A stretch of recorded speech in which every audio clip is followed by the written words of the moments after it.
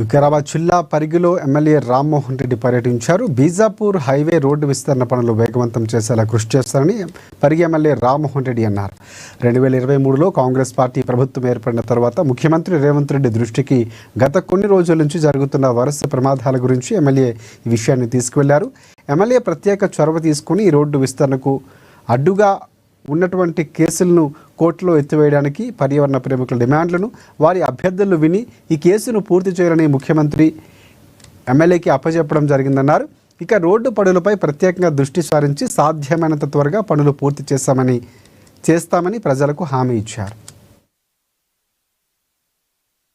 ఈ మధ్య కాలంలో మనమంతా తీవ్ర విషాదానికి గురికావడం జరిగింది. అనుకోకుండా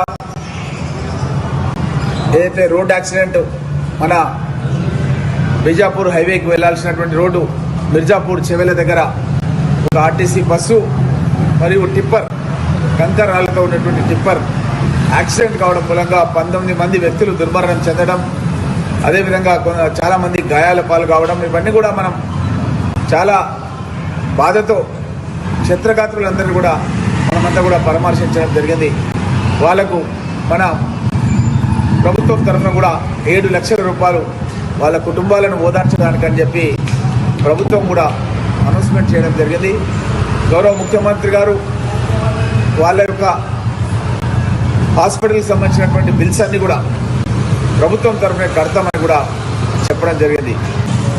ఆర్డర్ మాత్రం మనకు గతంలోనే 3rd రోజే ఆర్డర్ ఇవ్వడం జరిగింది. కానీ నిన్న వాళ్ళు బయటికి రిలీజ్ చేసడం జరిగింది.